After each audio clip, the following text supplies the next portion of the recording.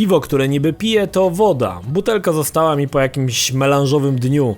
Sam pomysł zgapiłem chyba od AVGN-a w jednym z odcinków, też właśnie popijał sobie z podobnej butli. Piwo wypiłem na raz i potem leżałem dość struty, ale było warto. I beret się kręcił, że ho. Scenki z Pepperem były wstawione trochę spontanicznie, w zasadzie tylko po to, aby mieć uzasadnienie wrzucenia cynicznego brutala. Filmy z kotem były archiwalne, znaczy nie kręciłem ich na potrzeby odcinka. Ogólnie bardzo lubię wrzucać Peppera. Pojawił się tutaj wczesny koncept Majora Kopyto z wąsami namalowanymi na taśmie klejącej, którą przytwierdziłem do ryja. Początkowo nie był to zamysł postaci, ale jakiś tam wojskowy na potrzeby odcinka. Wtedy jeszcze zupełnie nie widziałem w tym potencjału. Krótki montaż z piciem wódki zgapiłem z jakiegoś filmu Guya Ritchiego, chyba z Przekrętu, ale mogę się mylić. Pojawia się tutaj parę parodii znanych youtuberów tamtego czasu, choćby Niekryty Krytyk i pierwsza, w sumie niezbyt udana parodia Tigera Bonzo, no zanim zaczął stołować się w mili. Jednak najfajniejsze było budowanie brzydkiego buraka, którego zmontowała mi moja żona. Oczy z piłek ping-pongowych zobaczyłem kiedyś u mojego kumpla Arka, tak, tego od Amigi. Po co mu to było i jaka była geneza powstania, tego się nigdy nie dowiedziałem, ale fajnie pasowało to do wytrzeszczu wszystkich postaci w New Testament. Ostateczna wersja Majora Kopyto. Wtedy miał jeszcze dziarę na ręku zrobioną z jakiegoś lizaka i o ile dobrze pamiętam, to był jakiś Pokémon. Sama geneza powstania Majora była zupełnie spontaniczna. Wziąłem po prostu to, co miałem pod ręką, jakąś niebieską kufajkę, która zupełnie nie była wojskowa. Moje niebieskie bojówki, które już wtedy nadawały się tylko na śmietnik. Ciekawa sprawa natomiast jest z czapką, przywiozłem ją z Lanzarote. Idąc pierwszy raz na plażę z Mariolą, wiatr był tak silny, że moją starą czapkę zdmuchnęło do morza. Oczywiście każdy po nią popłynął i w 10 sekund wyciągnął, ale niestety ani ja, ani Mariola nie umieliśmy pływać, więc tylko patrzyliśmy, jak znika za horyzontem. Tego samego dnia w przydrożnej budzie z chińskim barachłem za 10 euro kupiłem czapkę Majora. Było to na długo, zanim powstał kanał na YouTube. Niemieckie zdania były jakimiś zupełnie bezsensownymi zwrotami zasłyszanymi z niemieckich filmów czy też pornosów, połączone z jakimiś pojedynczymi słowami, które pamiętałem z niemieckiego w podstawówce. Lingwistyczny koszmar. Plastry na ryju nie były przypadkowe. Dzień przed kręceniem odcinka na wardze po prawej stronie wyskoczyło mi paskudne zimno czy tam jakiś inny parch. Wyjątkowo obrzydliwe. Aby zniwelować to, nakleiłem plaster, który by rodził sporo pytań o to, co się stało, więc nakleiłem ich na ryj jeszcze kilka i w sumie nikt się nie zapytał. Sam nie wiem czemu. Major zaczął się pojawiać w miarę regularnie w odcinkach dzięki Bananowemu Jankowi. Sam nie miałem zamiaru wracać do tej postaci po 7 odcinku, jednak to Janek powiedział, że to świetna postać i powinienem z niej częściej korzystać. Za to, że Major jest do dzisiaj, możecie podziękować właśnie jemu. Dzięki, Janek. Matrioszki z Queen kupiliśmy w Bułgarii na jakimś straganie z chińskim barachłem. Robiliśmy na nie podchody kilka dni, bo tanie nie były w stosunku do tego, co oferowały. Jakiś czas później znalazłem ciekawy artykuł z najbardziej żenującymi i januszowymi pamiątkami z wakacji. I wśród nich były dokładnie te matrioszki. Epic Win. Książkę Gniazdo, która pojawia się w krótkiej sekwencji drewnianorękiego Jasia, dostaliśmy na ślubie od ciotki Marioli. Wymyśliliśmy, że zamiast kwiatów fajnie by było dostać coś do poczytania. Liczyłem na dobrą, ciekawą lekturę, ale ciotka podarowała nam Gniazdo. Nie pamiętam dokładnie o czym to było, ale o jakichś SB-kach czy coś takiego. W sumie super prezent dla młodej pary na wspólne czytanie podczas podróży poślubnej. Książki nie przeczytałem, później oddałem ją do biblioteki. Mięśnie pod koszulą to napchane ręczniki czy tam jakieś ciuchy. Miałem plan początkowo zrobić to trochę inaczej, zrobić sobie mięśnie z pianki, ale nie było na to za bardzo czasu, więc trzeba było iść w bieda cosplay. Pasek, który mam na sobie, noszę do dzisiaj. Pomysł, aby zamienić się rolami, wyszedł od Janka. W sumie idea była super. Jak nagrałem za niego odcinek na jego kanał w jego manierze, a on odwrotnie. Śmiesznie to wyszło i widzom też się podobało, no i serwowało całkiem przyjemny mindfuck. Postanowiłem zrobić osobny odcinek, w którym Major by recenzował grę. Trochę gryzło się to z ideą Majora, który nienawidzi gier i uważa je za produkcję dla miękkich parów. Początkowa scena z jedzeniem cebuli była wzorowana na moim ziomku Arku, który gdy do niego przyszedłem któregoś dnia, żarł cebulę jak jabłko. Było to tak absurdalne, że zapamiętałem to do dziś. Ogólnie dużo kwestii Majora było nieoskryptowanych, tylko wymyślałem je na żywo. Po części dlatego, że Majora nie da się oprzeć na scenariuszu. Jego wypowiedzi powinny wypływać z samej postaci, na przykład kiedy mówi o tym, czy który was stresuje, leciało to z flow postaci. Aparat Panasonic Lumix był faktycznie moim aparatem. Nie byłem z niego zadowolony. Miał niezły zoom, ale nagrywał tylko w 720p, a i zdjęcia pozostawiały sporo do życzenia. Szybko przesiadłem się na kamerę, a samego Lumixa pogoniłem na OLX za kilka stówek. Zrobiłem na nim niecałe 1000 zdjęć. Niemiecki hełm kupiłem kiedyś na Allegro, gdy potrzebowałem go do innego odcinka. Był to w ogóle hełm na motor czy coś takiego. Mam go do dziś, czasami jeszcze używam. Ta wspaniałość kosztowała mnie całe 30 PLN-ów z wysyłką. Ostatnia scenka z rezygnacją, gdy siedzę i patrzę w dal, była zgapiona z końcówki filmu Sztos, kiedy to Krzysztof Zaleski, grający Gruchę, dowiaduje się, że został oszukany. Przyznam wam się, że do tej gry zmanipulowałem trochę widzów. W poprzednim wspominałem o grze o koniach. Odniosło to skutek i sporo ludzi chciało tą grę o koniach.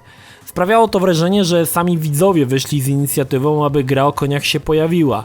Że w rzeczywistości i tak by się pojawiła i miałem ją zaplanowaną już wcześniej, ale wyszło tak, że na prośby widzów. Jestem geniuszem zła.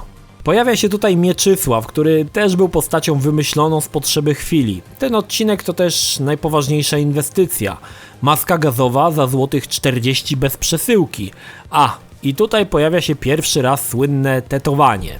Akwarium było wzięte z jakiegoś wygaszacza ekranu, pamiętam, że długo szukałem czegoś odpowiedniego. Był tutaj też ciekawy efekt, ponieważ w pewnym momencie część z ryb pływa przede mną, jak i za mną. Zrobiłem to w banalny sposób, znalazłem jakiś wygaszacz, gdzie ryby pływały na jednolitym tle i po prostu je wykluczowałem. Widać, że te z przodu lekko różnią się kolorem od pozostałych. W Big Rigs podmieniłem tekstury na ciężarówkach. Na jednej jest moje logo, a w innej siedzi Major Kopyto. Gra miała pliki z teksturami wrzucone od tak do folderu, więc preparowanie takich bieda efektów było dziecinnie łatwe. Choć sporo ludzi się pytało, czemu tam jest moje logo, ale Majora chyba jakoś nikt się nie dopatrzył, o ile dobrze pamiętam.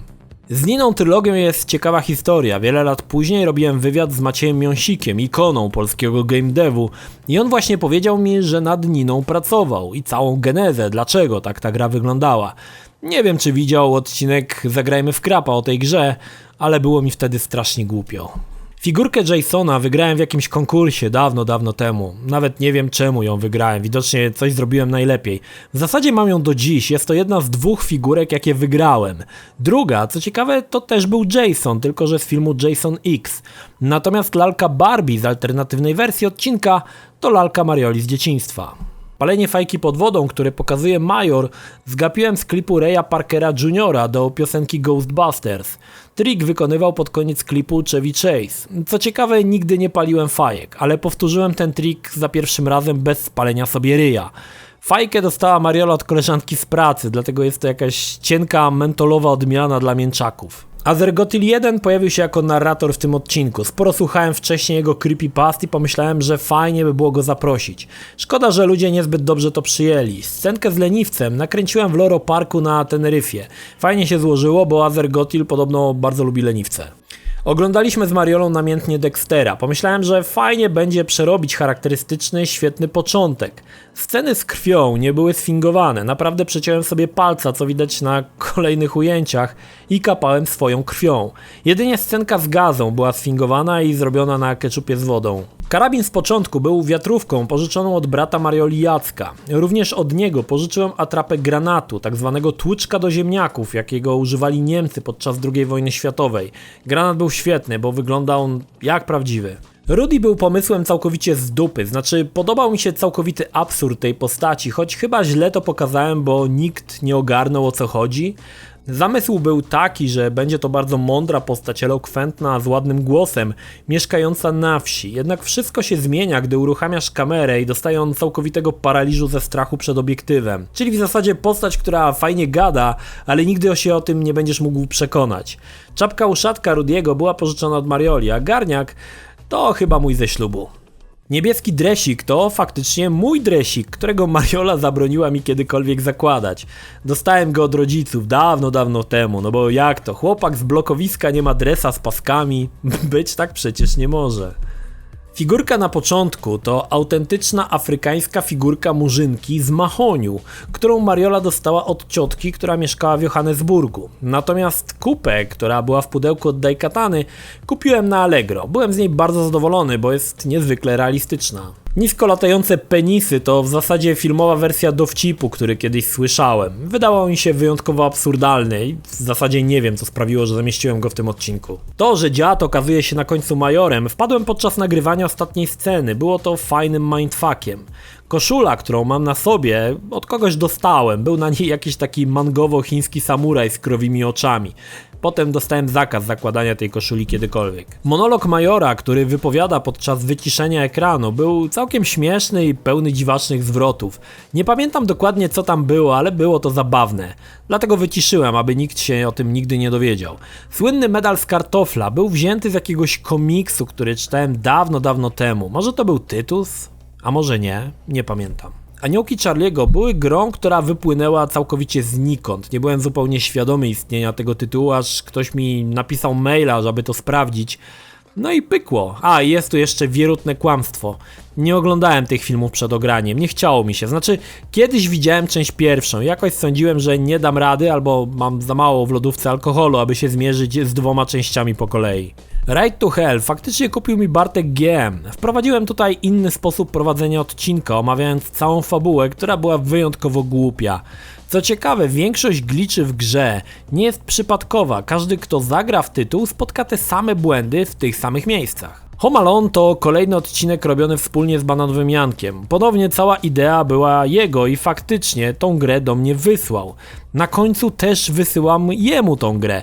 I pomysł był taki, że niezależnie który odcinek oglądałeś pierwszy, mój czy Janka, zawsze na końcu wysyłał grę do tego drugiego i była zachowana pewna ciągłość. Japoński gracz Jebiesuki Nabosaka sprawił mi sporo problemów. Miałem w głowie, jak ma brzmieć wypowiadane przez niego Ninja Bredoman, ale jakoś nie mogłem uzyskać tego, co miałem w głowie. Nie byłem zadowolony z tego, co jest w filmie.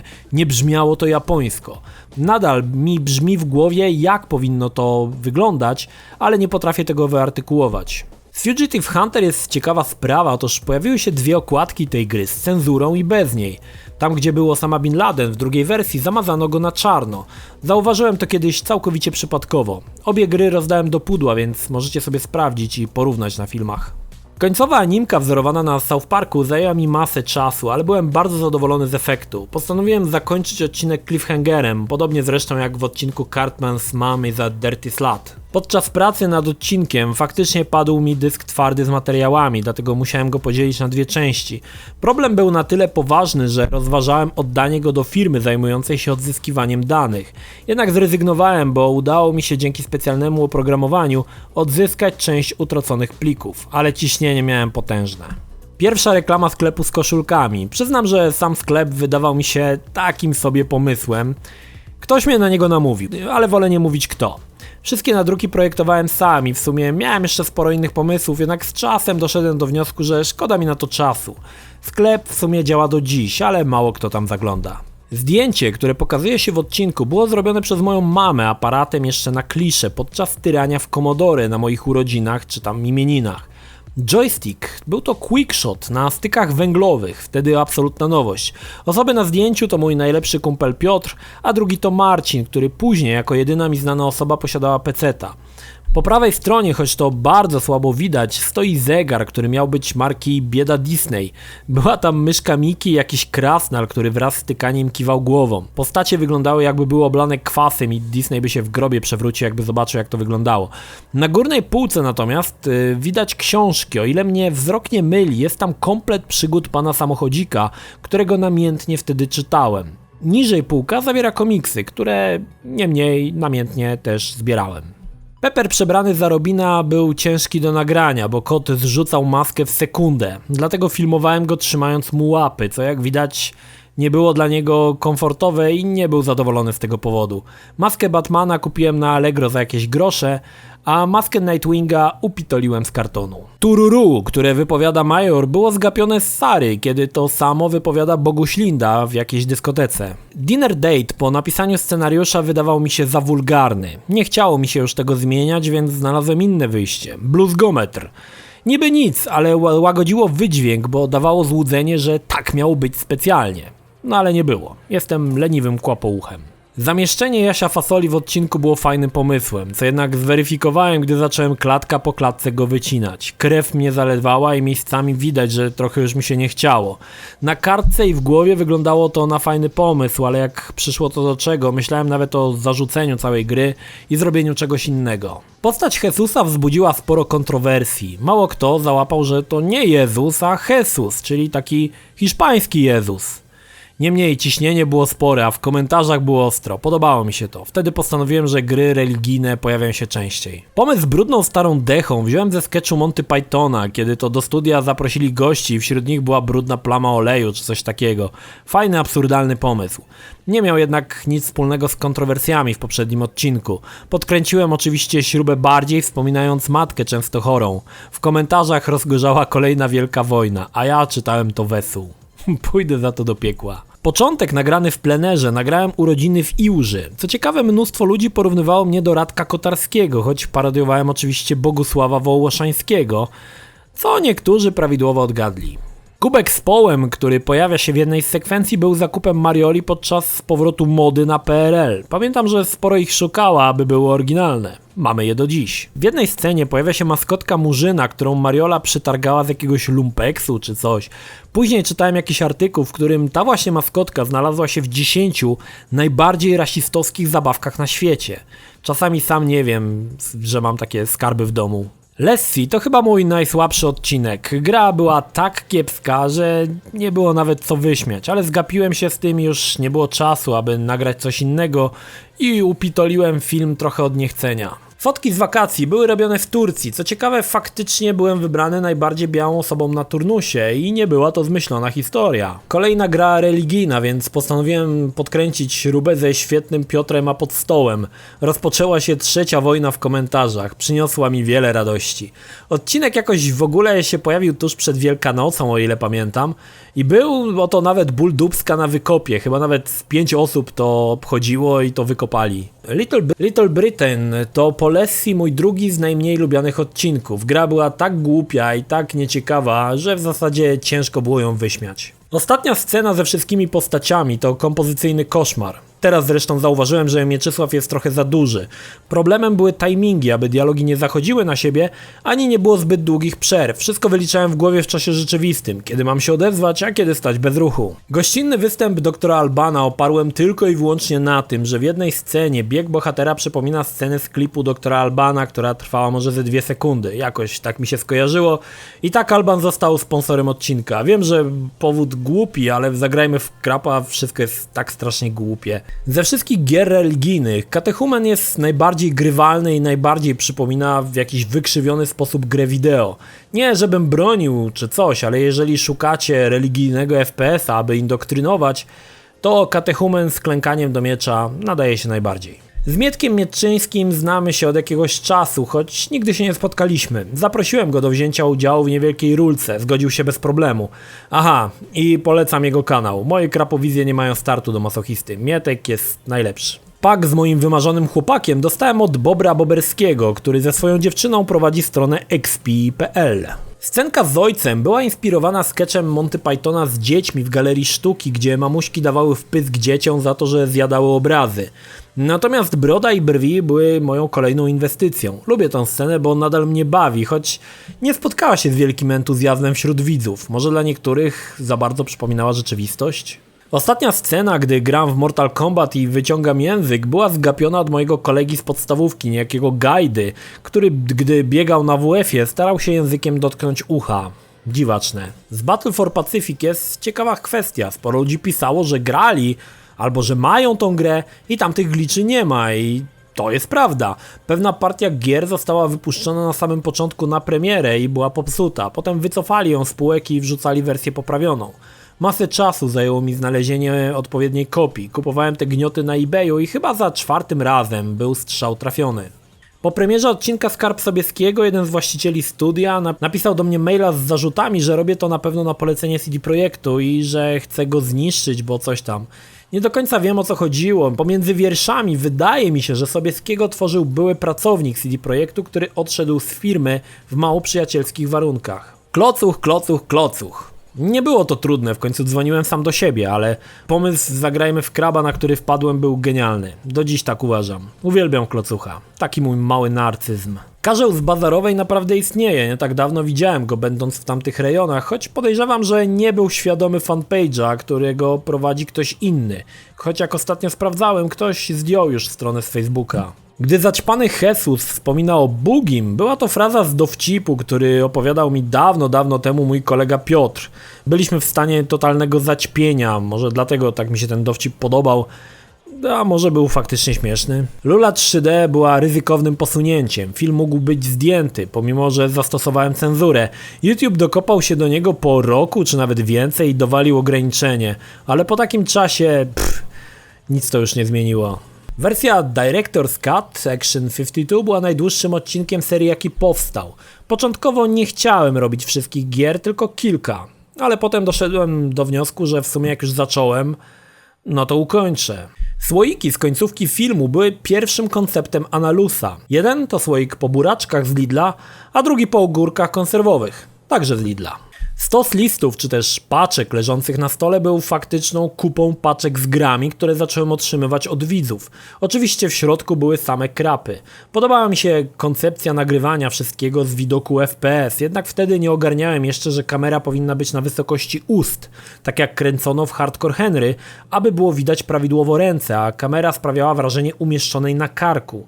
Headband zrobiłem sam z czapki i długopisu, bo żal mi było wydać 10 PLN-ów na Allegro. Całkiem fajnie został przyjęty timelapse z procesu tworzenia krapa, choć jak ktoś faktycznie wspomniał, przydałby się na widoku zegar. Może kiedyś jeszcze do tego wrócę. Koncept Analus Rifta był tak absurdalny, że do dziś się zastanawiam, jak na to wpadłem.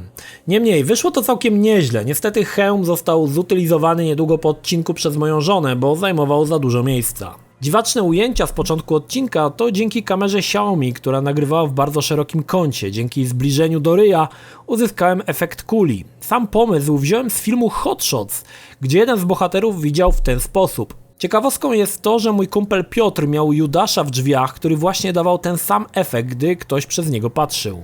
Air Control było ciężką grą do ukończenia, w zasadzie chyba niewielu osobom to się udało, szczególnie z misjami, gdy leciało się samolotem. Gra jednak była tak cudownie absurdalna i dziwaczna, że sprawiało mi masę radości odkrywanie kolejnych idiotyzmów na kolejnych poziomach. Rogi Renifera, o ile dobrze pamiętam, pojawiły się w jakichś życzeniach noworocznych. Było to o tyle ciekawe, że kiedy założyłem sobie te idiotyczne rogi i nagrałem życzenia, to akurat telewizja wycięła sobie ten fragment i umieściła w jakimś programie. Wyszedłem na niezłego oszołoma przed milionami telewidzów. Zauważyliście, że na drzwiach czasami jest pomalowane kredą? Pomysł Marioli, aby okleić drzwi specjalną okleiną i pisać na niej ważne rzeczy. Tutaj małe pytanko, abyście zrozumieli, czym jest oklejanie drzwi jakimś badziewiem. Kojarzycie, jak naklejacie folię na telefon i te małe pęcherzyki powietrza, które doprowadzają was do szału? No to teraz pomyślcie, że naklejacie folię na telefon wielkości drzwi. No właśnie, było wiele radości. Scena z kalecznym angielskim wyszła niezwykle udanie. Część zwrotów znalazłem gdzieś na necie, część wymyśliłem sama, część znałem z przeszłości. Chciałbym kiedyś dokręcić jej część drugą. Przy scenie walki Sub-Zero z Sonią, gdy ta dostaje w ryj shurikenami, miało to wyglądać o wiele lepiej. Znaczy wyglądało na obrazku, jak te shurikeny kupiłem. Potem się okazało, że klej nie trzyma, sztuczna krew stężała na kamień, a wszystko było z tak kiepskiej gumy, że się odkształcało, więc użyłem tego tak, jak się dało. Nigdy nie wierzcie napisom i obrazkom z chińskich produktów. Podobała mi się parodia Rockalona. Pamiętam, że kilka dni wcześniej byłem na jakimś evencie z Royem. Potem się zastanawiałem, czy Royo i Rock nie zrobią mi jakiegoś desantu na kanał. Ale okazało się, że nie. Roy są spoko ziom. Wciąż na siebie trafiamy na różnych okazjach i wtedy odbija nam wspólnie totalna szajba. Perla pewnie pamięta. Pomysł na zaproszenie moich znajomych z YouTube'a przy wymienianiu kolejno szatana pana zniszczenia chodził mi od dawna po głowie. Był to logistyczny koszmar. Zgrać wszystkich i sępić pliki od każdego z osobna było nielichym zadaniem. Ale cieszę się, że odliczyli się wszyscy, których lubiłem na tamten czas. Ruski staw był faktycznie moimi jakimiś śmieciami, pamiątkami. Aparat Smiena nadal działa i mam do niego nawet oryginalne klisze, podobnie zresztą jak Fiat. Zdjęcia to zdjęcia, które posiadała moja nieżyjąca już babcia. Nie mam pojęcia, kto na nich jest. Tak samo pocztówki i Wiedza i życie z 1985 roku, które nie mam pojęcia, jak się tam znalazło. Wymarzony Chłopak 2 to gra, która doprowadzała mnie do szewskiej pasji, szczególnie to roznoszenie listów, które i tak trzeba było wykonywać. Ogólnie model pracy w grze miał chyba jak najbardziej przypominać codzienny znój łażenia do roboty, bo w sumie im to nawet nieźle wyszło. W przerwie na reklamę pojawia się autentyczna gra Random Ninja zrobiona przez Kłama, którą dostałem w limitowanej wersji. W pudle było niezwykle badziewne barachło pokroju plastikowego kastetu i jakiś bieda dodatków. Ale szanuję, bo wyszły tylko 4 wersje tej kolekcjonerki. Scenkę z jadącą kamerą nakręciłem przy użyciu zdalnie sterowanego samochodzika za 40 PLN-ów od Chińczyka. Było to dość trudne, bo furka była nadsterowna i musiałem za nią przez cały czas biec. Jak bardzo było to dziwne, możecie zobaczyć po kocie, który był całkowicie zdezorientowany. Wiecie, że moja wersja piosenki Jerzego Sztura, Śpiewać każdy może, dla wielu z widzów była całkowicie nieznana i wielu nie rozumiało tego nawiązania? No, ja też byłem zdziwiony. Komiksowa scenka z początku, zgapiona z popularnych animowanych komiksów. Bardzo podobał mi się efekt końcowy i chciałbym jeszcze coś kiedyś w tej technice zrobić. Wielki barachlator był też momentem końca mojej współpracy z Loot Crate'em, ale było warto. Chyba się poważnie obrazili, bo więcej nigdy już się do mnie nie odezwali. No ale jak się daje skarpety i rękawiczki śmieciogrzebki do pudła o wartości $40, no to trzeba się liczyć z wyśmianiem. Scenka z laniem smacznego piwa VIP była trochę zgapiona z reklam piwa w telewizji, kiedy do kufla nalewano jakiś badziew, a wyglądało to na płyn bogów. Samego piwa nie wypiłem, wylałem do kibla i nie boję się tego przyznać. Czarno-białe scenki z początku są faktycznymi filmami, które kręciłem w Łodzi na ulicy Ogrodowej. Absurdalne jest to, że po drugiej stronie ulicy, jakieś 10 metrów dalej, stoi wywalony hotel, jak i cała manufaktura. Łódź to miasto kontrastów. Kiedyś zrobię o tym film. Gdy Jesus się budzi całkowicie zaćpiony, przed nim leży wielka strzykawka, której faktycznie używam. W dzieciństwie przeszedłem kilka razy poważne zapalenie ucha i często mi się to ucho zatyka korami z miodu. Wtedy tą strzykawką muszę je przepłukiwać. Fajnie zobaczyć, jak to wygląda przy obiedzie albo przy kanapce z miodem. Początkowa scena z jazdy samochodem była fragmentami filmów, które zgrywałem testując kamerę Xiaomi. Przypadkowo znalazłem je na karcie SD i pomyślałem, że można złożyć taki bieda filozoficzny monolog. Moment, kiedy Pepper wywala talerzyk z mąką, nie był inscenizowany. Faktycznie próbował girą się od niej odbić. Fajnie to wyszło i tak super pasowało do całego wydźwięku tej sceny. Byłem bardzo content. Przyciski ostatecznej anihilacji były zrobione z pudełek po wózkach do kamer Andor. Sam pomysł zgapiony z jakiegoś odcinka IT Crowd, gdzie bohaterowie zrobili internet właśnie w formie takiej skrzynki. Intro do Fight Clubu było najbardziej zaawansowaną rzeczą, jaką zrobiłem w Krapie. Pomysł, aby odtworzyć cały trailer, początkowo wydawał mi się całkiem fajny, myślałem, że szybko pójdzie. Ale jak zacząłem to nagrywać, szybko zmieniłem zdanie. Końcowe wejście klocucha zgapiłem z gier Capcomu i słynnym Here Comes a New Challenger. I kolejna parodia, tym razem intra ze Snake Eatera. Samolot był kręcony na zielonym tle i była to zabawka pożyczona od Marioli siostry. Sporo ludzi wspominało o nieruchomych śmigłach. Początkowo miałem to naprawić, ale czas naglił i musiałem z tego zrezygnować. Byłem bardzo zadowolony z końcowego efektu. Kolejny przykład, jak sprawić sobie mnóstwo pracy i wszystko robić pod górkę. Czołg był pożyczony od brata Marioli, Jacka. Nie chciałem, aby to był płaski obrazek, tylko faktycznie model czołgu. A najbardziej przekombinowana była scena lecącego pocisku. Normalny na umyśle człowiek użyłby bitmapy, bo i tak nie widać, że czołg jest modelem. Oczywiście ja zrobiłem to inaczej. Pół dnia męczyłem się z kamerą na automatycznym wózku, który dojeżdżał do czołgu. Absolutnie tej włożonej pracy nie widać. Wręcz wygląda, jakby czołg i tak był bitmapą. Postać wojownika miała wyśmiewać te wszystkie gry FPS, które wyglądają, jakby postać miała miecz zamiast fiuta. To, co mam na głowie, to pokrywka od pojemnika w kształcie głowy ludzika Lego, które Mariola przytargała z Legolandu w Billund.